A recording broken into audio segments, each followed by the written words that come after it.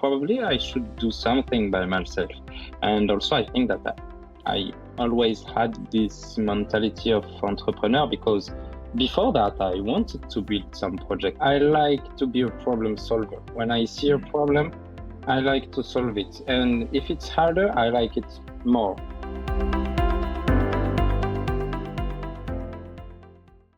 Ladies and gentlemen, welcome back to the What It Takes podcast. I'm your host, Darren, and I'm joined today by Bureem. Bureem, thank you so much for joining the podcast today. It's incredibly exciting to have you on. You are currently the co-founder of Upfund, which is a data-driven platform really aimed to revolutionize the transparency and efficiency that goes into creating and selecting real estate using a lot of data.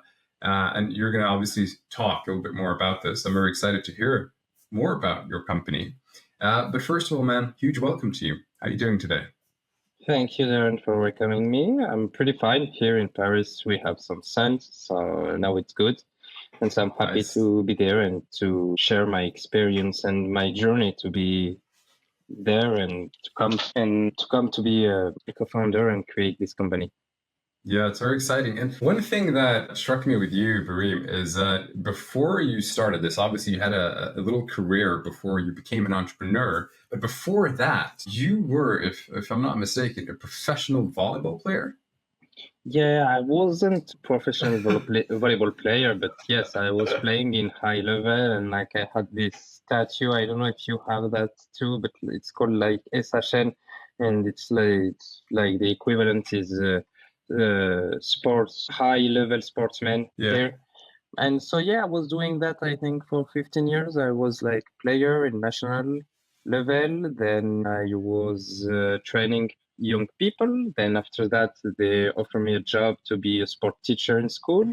Then I go to teach some cardio, things like that to company here.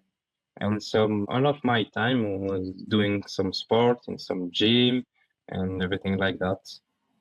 And what was your journey then from doing volleyball at a very high level to teaching to ending up starting your own business? I mean, what did you do in between that time? Like, what happened? Yeah, what happened is like I was really happy to be a sportsman and everything like that. I was in my 20, and so I didn't see that as a job. I was just seeing that as some, I would say, pleasure and some activities that you're doing on your free time most of the time. And I didn't realize it was a job, but after I think that it was on my 25, something like that, I broke up with a girl. And so, you know, when something like that happened and like you was in love, everything, and like you just challenge yourself, what I am now, what I have done, what I want to do, things like that. And so I challenged my status quo of myself and I said, okay, I'm doing sport right now. I'm happy about that. But I think on my probably 35, 40, when I would be a bit old to not be a player anymore, I wouldn't probably enjoy it as much as now. And I remember that I wasn't like just a sportsman. I studied science and I was pretty good in mathematics, everything. And so I said, okay, let's go back to studies and let's do something else. And so I go from there to go back to studies. And then I went to financial studies. I really dislike it. I don't like Excel, econometry, everything like that. And so I wanted to do law. And finally, because of that, I had to pass the bar, but I couldn't pass it directly from my graduation in financial. I need to do an equivalence.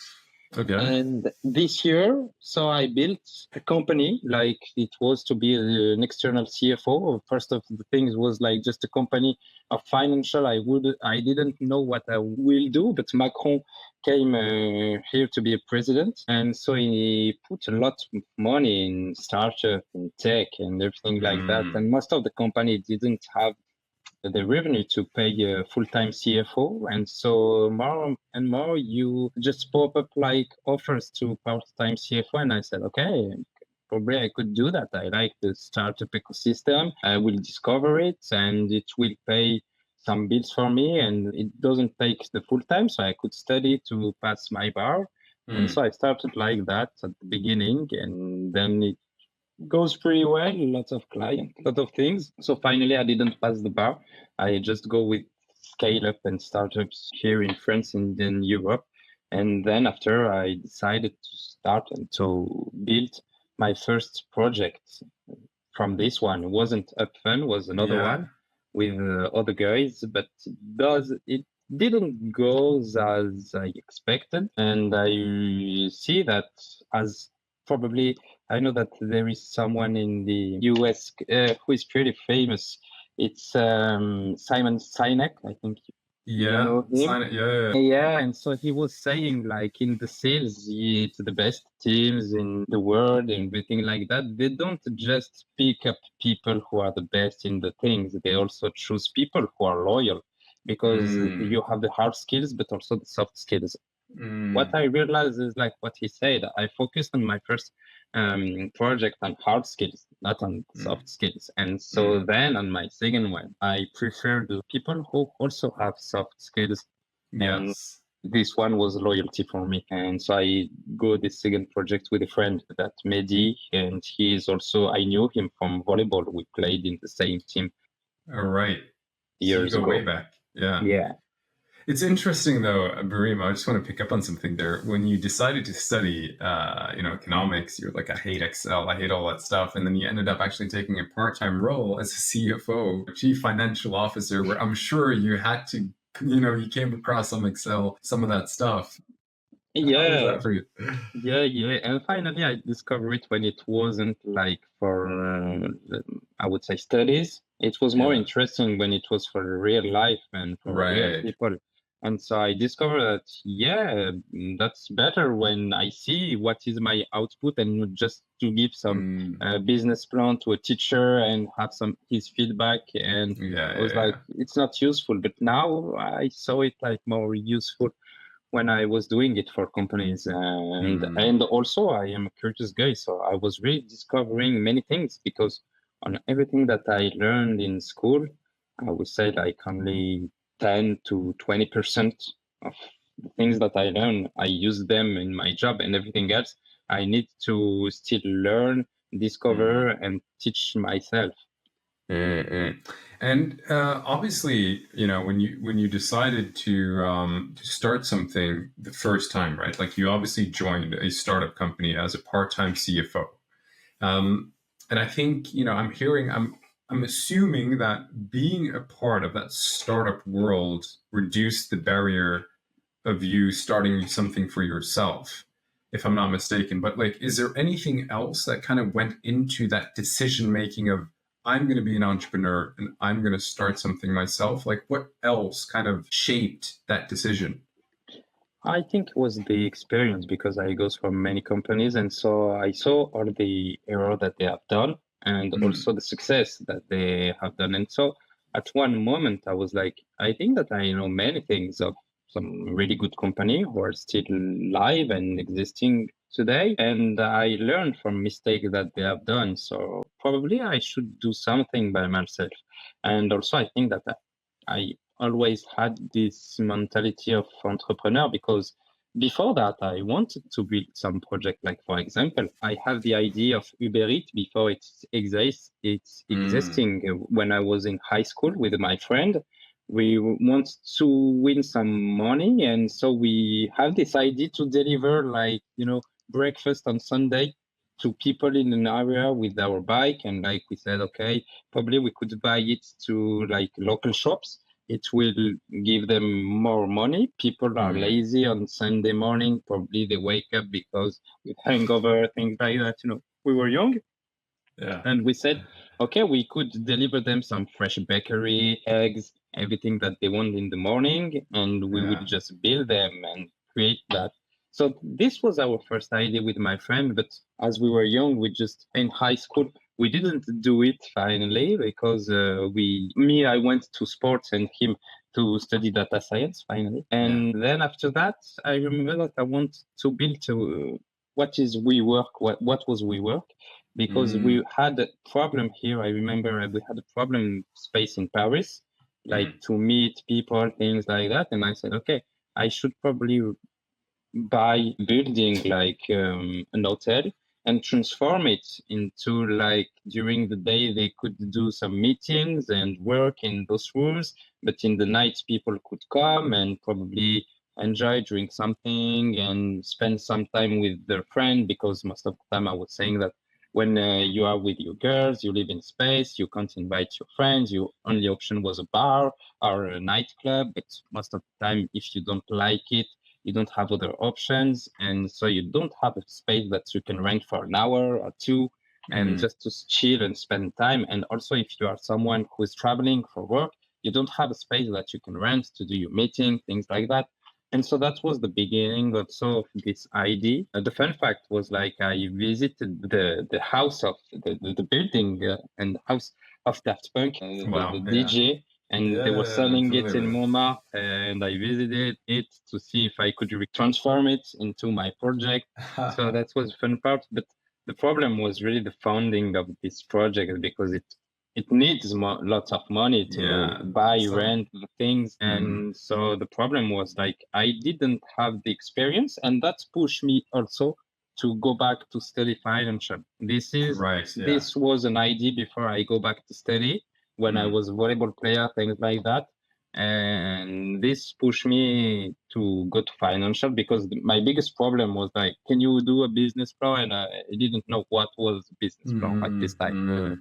It's very interesting. Like I'm hearing that you've, for a long time, at least since high school, had this entrepreneurial spirit where you've come up with ideas, you wanted to execute on them, and you also realize that, hey, I need more skills to develop myself before I can actually start a business. Like that entrepreneurial spirit that you have inside of you. Do you feel like you've always had this? Did you develop it? Was it an experience that influenced this? Where did that come from? Because not everyone, when they're young, comes up with an idea of like, I'm going to do this, and this comes from somewhere, right?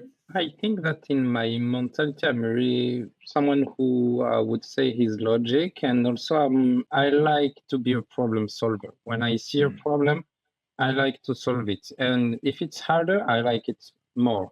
And it's something from when I was young. When I see a problem somewhere with anything, I was just looking for the best solution and things to solve it. And this I had it. And I think that it pushed me more when I started the volleyball, the competition. I started to be more the competitive, things like that. And the mix of the problem solving and to be a competitor, for me, it leads me to be an entrepreneur, because an entrepreneur needs to be a competitor. You fight against all the other companies who are trying to do something as you. And so you compete with them, but also you have one problem. And so it's your idea how you want to solve it, that you need to make it the best. And so it put me there. That's very interesting. And then you started your first business. That didn't go as expected. Decided to, and your second business is now Upfund, right? And that's right. And so you got people that had both the hard skills as well as the soft skills, that were loyal as well. What was the idea behind it when you first started it? Like where did the idea come from to start Upfund? I think first of all, talk to me a little bit about the business, what you do today, and then we'll go into the question just for the audience. The business is like as I study financial, I also went to trading to make some money, and so I went on the NASDAQ, things like that. And we have many tools like Bloomberg, Reuters, you have many indicators. And if I ask you the price, for example, of Amazon right now, we can just take our fund together and we have the same price at the same moment. And my co-founder and friend Mehdi, I called him when my first entrepreneurial adventure goes bad, and he has this project that he's hiding because he was working in real estate. And he came to me with beer and pizza, and he offered me like to be part of this project. And as I was curious and I didn't know anything about real estate at this time, he just showed me some things, and I said, "What? Sorry for the term, but what the fuck? It looks like we're in 2000, but we're in 2022." And I was like, we have so many things to do in this industry. And so I saw another problem into that. And then I said, okay, I want to be part of solving this problem. And I also have some idea to solve it. And so it started just like that. And I thought about, hey, he's loyal. I know him. He's my friend. He's an engineer. He's smart. And okay, yeah, I think that we could try something together. Yeah. And so the mission, what is the problem that you're trying to solve with Upfund? The problem is, like in real estate, you have opacity. As I told you, if I ask the price of share of Amazon or anything, you have the price. But if I ask you the price of the last restaurant where you eat, you don't know how much it's value. But even if you ask some professional like CBRE, GLL, Cushman, every one of them will give you a different price. And so we said, that's strange because the real estate is the biggest collateral in the world for the financial. We saw it in 2008 with the crisis of the subprime. We also saw it with Evergrande in Asia and also other problems. And I said, how this could be the biggest collateral and we don't have the price in real time. So to solve this, we thought that data could help, and with all the data that we could collect, we could price an asset like in real time. And also with those data, we could find some indicator signals who will lead us to create business, to make the market more transparent, more confident for everyone. And so we started like that. And at the beginning, we focused like on the shops because it's the asset who is the hardest to value, because like I always give this example, but if I am Google and Firefox opened his office in front of me, it wouldn't change my incomes. But if I am a bakery or something else and another one open in my street, it will change and affect my business a lot. And so when you open a shop, you look to much more data than when you open an office or something else. And so with those data, we thought that it's connected and would help us to maximize or give the minimum price of the asset and to make it more precise than what we have right now. And also we thought that the real estate is connected. When you live somewhere, you don't want to live somewhere where you don't have activities during your days and you can't work. When you're an employer, you don't open somewhere where people can't come to work and they don't have anything to do. And when you're a shop, you don't open a shop where no one lives and no one works. So it all is connected. And so we started with that. And then we were, I would say, on Zoom and to focus also on offices and logistic. And we choose to only make like professional real estate, CRE, commercial real estate, because we have much more access to data than in residential, because here in French, we also have lots of problem with the GDPR and things like that. Okay. Who is like protecting the data of customers and people who are not like companies. But with Upfund, like I'm hearing so many positive, beneficial use cases for what you have to offer. One of the things that I imagine, I don't know if you do this already, but are you able to, or because when you have all this data, right, over time, you might then be able to create projections and look at how much something is going to be worth in the future, no? Yeah, that was also in the beginning of the project, before the AI just blow everyone. We wanted to build, and we're still working on that. It's called GeoAI. And it's like, for example, I would say like, for example, for a city, if I put some tree in a street, what's the impact in the temperature, the people who are crossing the street, the attractivity of this area? And this is projection. And I would say, so as now I am also into AI, you have two different kind of AI. You have the generative AI and you have the predictive AI. And we were working on predictive AI at this time. So now we are helping to make it also with the Gen AI. And we have some partnership with some LLM and things like that. We wanted to like build this vision to have an idea of, if I'm doing that, what's the impact in real estate? And so this is also part of our vision. And one thing that you mentioned is you wanted to become the Bloomberg of real estate now. Yeah. Talk Yeah. to me So about talk to me about this vision, because it's really all about transparency, and there is a lot of innovation involved in this. But what is the when you say the Bloomberg of real estate? What does that mean? yeah, so I will probably not teach you something about that, but Bloomberg started as a journalist company, and so they were collecting information. And then after having all of this information, they created the software and the indicator and things like that. At the beginning for us, it was the same. Just we don't have journalists. We have bots, scrapper, and technology to capture all this information and to collect them. And so now we're building also those indicator things. And like, for example, we are the only one company here in, I would say, in France and also I think in Europe, as I see, who can find an empty building for someone and then they can sell it, call the landlord and make the transaction, because we have indicator who show us some pattern, and with all this data that we're mixing, we can see and we give it to some clients like CBRE, and we gave them some building and they were like, okay, this one I have it in off market, but this one, no, I didn't have it. I didn't know it was empty, things like that. And we're using many data sources to make it, but it's also because we built strong partnership with some data sources, like for example, the European Space Agency, who give us access to all the satellites in Europe. Wow. And so we have this data. We also have partnership with some cities and they give us some data, and I think we found the good mix. And so in Bloomberg, I think that they have done the same, but they were journalists at the beginning. For us, we weren't journalists, but the vision is the same. It's like we want to have a more liquid market, more transparent market, and have access to this information.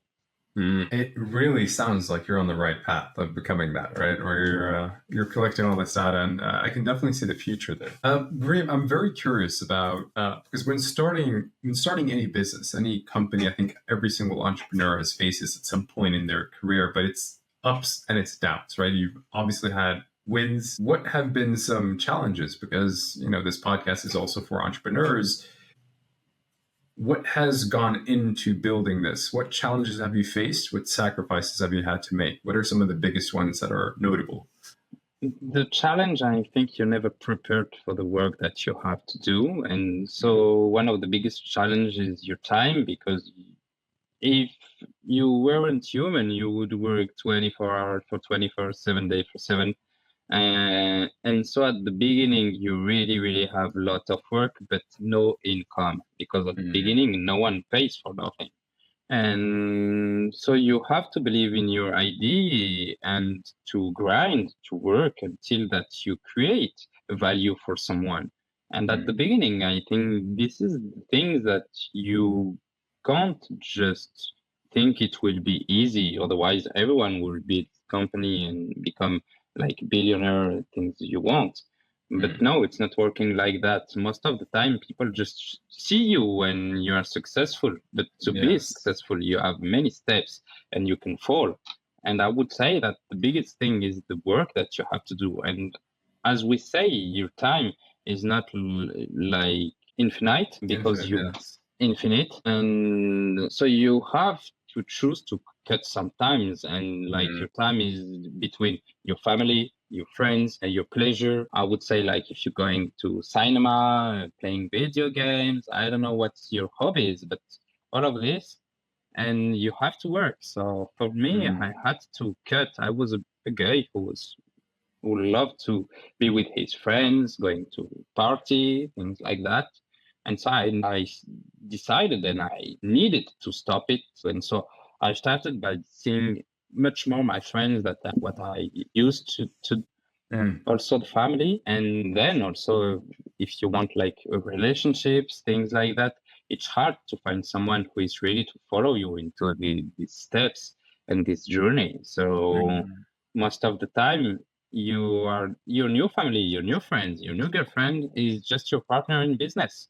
And you need to be ready for that, to spend this time with them and like to have many problems, solve them with them, and trust them. I think this is one of the big hard parts to be an entrepreneur. But yeah, then after that, you have so many problems that will show up and that you need to solve quick, smart, and fast, I would say. Really, I think one piece of advice that you gave there, through between the lines was pretty good, which is when you do become an entrepreneur, it's like, it sounds to me like you've not swapped or changed your, disregarded your old friends, but you've established new friendships with individuals who are also on this entrepreneurial path, so that the discussions that you have can more be about business, which again helps you solve your own problems in your business, might even in their business, right? So it's that network. It's finding a group of individuals that you can work with, that you can discuss your problems with, because a lot of the times when I talk to entrepreneurs, and because I did the same, I went from having a bunch of friends to really a small circle, because I realized that I love pleasure. I love going to parties, having fun, being social. That's who I am. But when I became an entrepreneur, I realized that is a lot of focus, a lot of energy, and so being with individuals who are on that same path, you have discussions about business models, retention, lead magnets, sales. How can we build a better product, right? Like this has been so helpful, and you're essentially sharing the same thing. And when it comes to lessons that you've learned, because you're mentioning that, a big thing a challenge that you faced was the amount of work that you had to do. But through your journey as an entrepreneur, Bureem, what are some of the lessons that you look back on as like, that lesson right there, I wish I knew that sooner, or this was a very valuable lesson for me? I would say like you need to schedule everything, and also the time when you want to rest and to have holidays, because what I regret is like every time that I was a bit late for something and everything, I just like, okay, I'm going to skip what is my pleasure, my hobbies, my holidays, and I will do it later. It never comes. So to be still productive, because when you're up and down, your productivity is up or down. It's the same. And sometimes I had my down period, and so I saw I wasn't as productive as I used to be, and I needed to correct it. But it was too late most of the time, because you are in a rush. You can't just take a break like that and everything, because your company is going to fall or something. You have an issue. You're raising funds, everything. And so I would give this advice like, schedule and program some break, holidays, and respect them, because if you don't respect them, it will cost you productivity. Yes, yeah, that is one thing that I think is also so important. I look at them as what you say, schedule. I in my head, it's systems. And so I try to design a life, and I follow these systems, right? So I know if I just do my morning routine, I stick through my schedule, because everything has been planned out so meticulously to take into account for rest, for pleasure, for socials, but also for all that work. And if I respect that and I do this, I will be not 100% all the time, but 90% most of the time in balance, and I will be very productive with my work. If I don't respect it, and I think that's the key word, Bureem, that you mentioned, if you don't respect it, and things start falling apart, right? Because now it becomes you're either working too much or so that is actually very solid.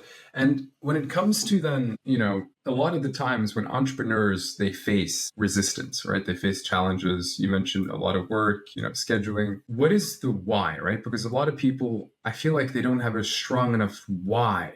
The real deep. Simon Sinek, you mentioned him. He talks a lot about this, right? The why in the middle. What is your why? What keeps you going through the hardest days when you might wake up? I don't know if you have these days, but you're like, oh, I wish I could sleep in or just relax on the beach or something like that. What keeps you going? What keeps me going most of the time is my curiosity, because when I found all the solution on something I'm not anymore interested in. Everyone could see it. But curiosity helps me a lot. And also as I told you, I saw a problem in this industry and I said, okay, I have my vision and I need to build it to help the other people. My why is I want in my life to help most of the people that I could, I would say, like change a bit the world because I see lots of problems, like people who are really poor, people who are really rich. You have many things in the world. And what keeps me on and going everywhere is like, okay, I probably know that I couldn't change the world as I wanted to. But if I am not trying, who is going to try? So what's keeping me on is like, you need to try and to do your best effort for that. And so I started with this industry, who is the real estate, but it will probably not be my last one. And even if I sell the company, if it's successful, I will probably go to another project and try to do something else, even bigger. I don't know. But the things who push me is like, I like to solve problems. For me, it's really something that who I like, and I like to help people. And on what we are doing with Upfund, we also helping people because we also have like social impact in some research and development that we're doing and for stuff that we want to commercialize probably I hope next year. And we also solving a big problem who everyone is concerned about this. It's real estate. Everyone needs a house to live, everyone needs an office to work, everyone needs a restaurant to eat, I would say. So this is what helps me to wake up every morning and to stay focused and to still go because I saw them that most of the people in this industry are just happy on how it's working because I would say like for decades you are used to okay I buy a house and it takes 10% for years and I have nothing to do. It's real estate. It's just climbing and it's normal. But no, you have to challenge this statu quo and to see like more and more people don't have money to buy a house, to live somewhere and everything. So we're trying to make the market more efficient, more transparent with our vision and to help people also to understand the real value of any asset and to also help the governments because it's another part of the problem to understand that okay you're printing money and everything is does the people could live and we are focused for us in real estate just this part of the problem I would say. And one thing that a lot of young entrepreneurs have as their why is money. How important is that for you? Not that much, I would say, because I could make so much more money if I was still investing in my activities in the Nasdaq. For example, I was investing in Tesla in 2019. The stocks was like, I think I made like so much with them. And also as a CFO, it was a really good paid job. So if I wanted only money, I think that the problem, I would probably keep my job as a CFO, still trading and making my money. And I wouldn't have all the problem to be an entrepreneur and much more money. So of course, it's something that it's a reward at the end because you work a lot, and so. But for me, money is not the biggest things to have. It's just like I would say, like something that give you security. So when you have money, you can work on anything you want. That's the things. And the hardest problem for everyone is like everyone wants to work somewhere and do something. But the problem is what you want to do most of the time don't give you money as you want, as you need to live. And so for me, money is just a point. Like if I have enough to live, it's good. And for example, in my company, I haven't the best remuneration. And we choose that because we just pay ourselves on what we need to live here. It's it for us. Yeah, I think that the thing about money is such an interesting thing because very often when I talk to young people, one of the things that I do as my main job is I help youth get work to reduce social exclusion predominantly. And so I've designed a 6-week course that essentially takes them from identifying their strengths and what they like to do, then walk them through the getting a job process 101. So CV, cover letter, presentation skills, interview stuff. Very often when I ask them, yeah, what do you want in life? And a lot of them say, I want money. I want to make a lot of money. And then, but once I dig a little bit deeper into that question, and I think this is just maturity, right? Like the more you mature, the more you actually realize that it's not necessarily just about the money, it's what the money gives. And when they get older, they realize that actually I don't need that much money. But what they want very often is to be able to provide for their family, right? They want a little bit of freedom to travel the world, do certain activities, explore this place and go to that place. Right. But a lot of it is rooted in these values that people have, and they view money as sort of a means to that end, right? To fulfilling that. But that's not really the end goal. It's just sort of a thing that it can help. It does help to a certain degree, but it's not really the goal, right? Uh, and it's one interesting thing about this is when you think about it, how much money is enough, right? When does it stop? And when people then discover that, hey, listen, it's not necessarily about that end goal, it's about the journey. It's about continuously providing value to others, similar to what you're doing and what your values, at least it sounds like to me, where you're constantly curious about solving problems. You want to be of service to others and help people and make the world a better place, because if you don't do it, then who else, right? Yeah, that's the point. Yeah, for me, it's more my motivation. And for the question, how much money do I need? Of course, I thought about it, everyone, and I think thought about it, and I made my own calcul, everything.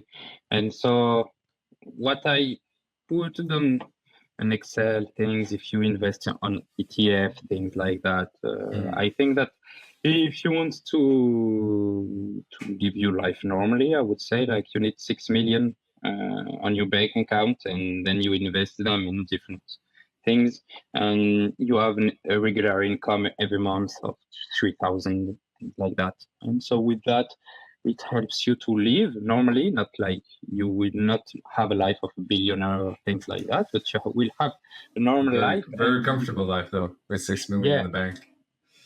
Also, but if you just spend them, it will not work for you whole life. And you can see many stories of people who touch so much money and like they just burn it. So it's not really working like that.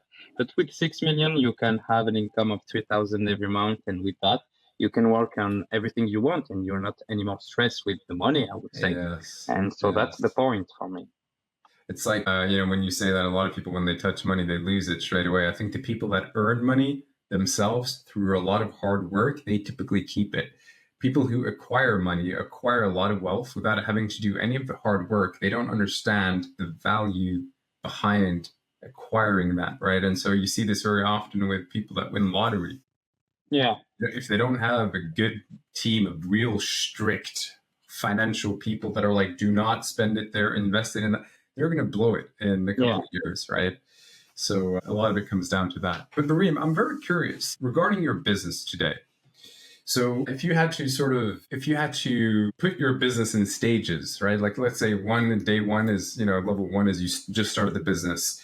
Level 10 is your business is currently fully self-sufficient. You have a big team. What part of the business are you currently in? What level? On our expectation, I would say, and what we want to, as I told, I want to be the Bloomberg of real estate. So to be there, I would say that I'm stage 2 or 3.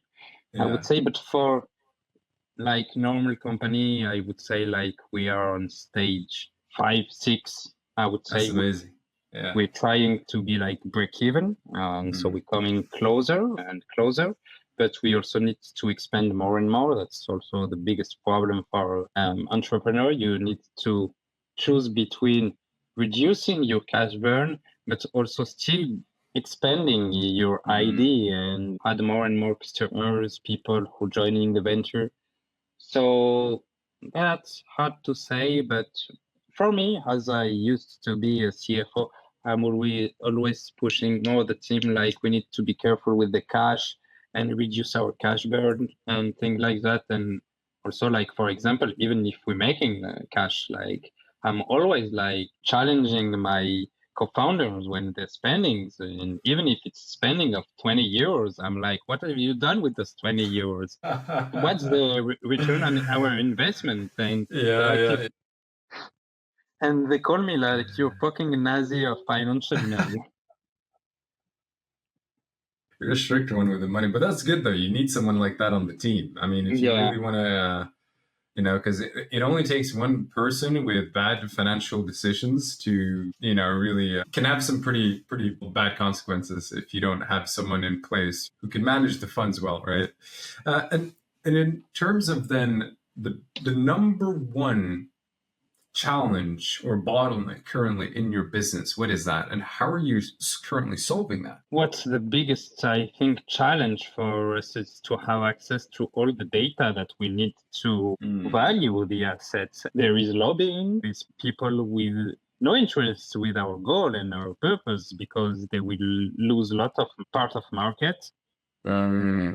So this is one of our biggest challenge, I would say, is still to convince people that it's better for you to come in the ecosystem, share your data, everything like that, than just keeping it for you. Because as in this industry, the brokers own so much data, and it's their power for them, and they don't want to share it. But we're trying to rebuild it with other data source and from people who don't have link with real estate, for example. And we came and we tried to tell them, if you share this data, I could provide you some incomes because it's value for some people in another industry. And most of the time, they're a bit scared about sharing the data, especially now that the AI is like just taking all the data of the world, and like people are more and more aware that data is the fuel of AI. And tomorrow, if you already sold all your flows, you don't have any more value for them. So that's one of our biggest challenge, I would say. And then you solve it how? Oh, we're still working on that, and like it's try to show to the people that it's more benefits for them with that. Of course, in like short term, you will probably lose some money or things, but in long term, you will be part of something and you will make lots of money because you will be like the new certificate provider of this kind of data, and like everyone will trust your data because you are approved and you are one of the first to give it to us. And so we're trying to convince them with strong partnership, like, for example, with the European Space Agency to have this success. Like when I came and I started to pitch them about real estate, how we need the satellite data, they were like, everyone didn't know about real estate market. They don't understand what I was going to do with this data. And they were a bit scared. So there is some touchy data inside this. Yeah. But finally, we convinced them with my associate, and so now they're part of the adventure too. You have to educate an uneducated market on the benefits of your service. I mean, it's going to be hard to realistically reproduce this, but I would label you as like the Robin Hood of real estate, right? Where you're essentially helping businesses and individuals, private B2C as well, but you're helping people make more educated decisions when it comes to buying real estate. Because one of the things you mentioned was you do have some opposition because the people in power, let's say, if they, start sharing data or, the value becomes transparent, they can't inflate prices above what it's actually worth, right? Thus, but for a lot of other people, seeing that, hey, this is actually worth this much, why are you charging me, 500,000 more or 1 million more? This is BS.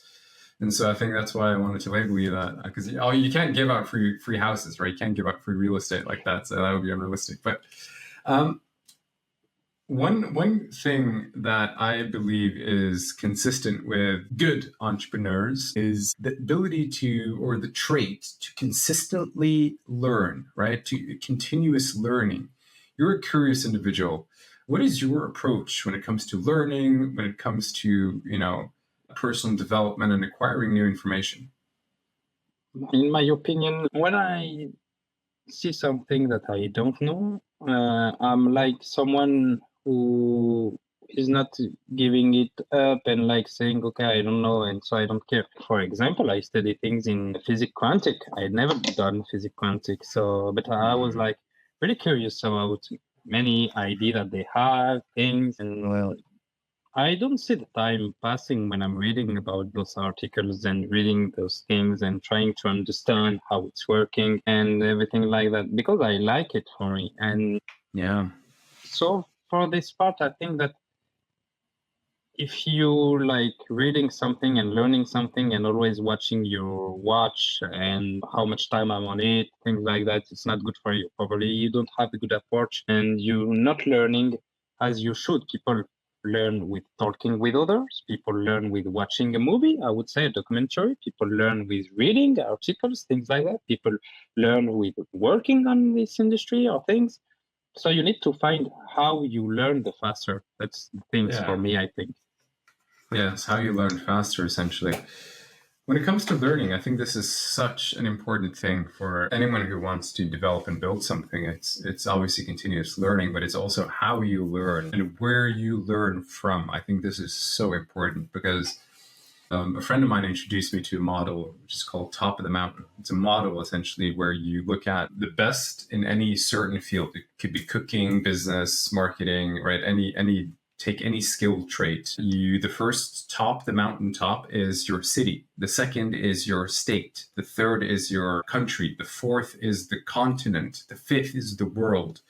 When learning any new skill, trait, whatever it should be, finding the best in the world and learning from them will put you at a much higher level, much higher fundamental baseline of continuous improvement, as opposed to learning from the best in the city who might be using the wrong model, not the most optimized model. And that alone has really helped me grow a lot faster in business. I used to be someone who would just go in random YouTube videos and be like, how do I do this? And then I look at someone else who is, the best in the world in that field. And you do a little research before you find that person. You're like, oh, wait a minute, I can do like that, right? So Google Ads, for example, I started doing Google Ads. In my first 3 months, I managed to average 18% CTR, right? Just with the ads through copywriting, good funnels.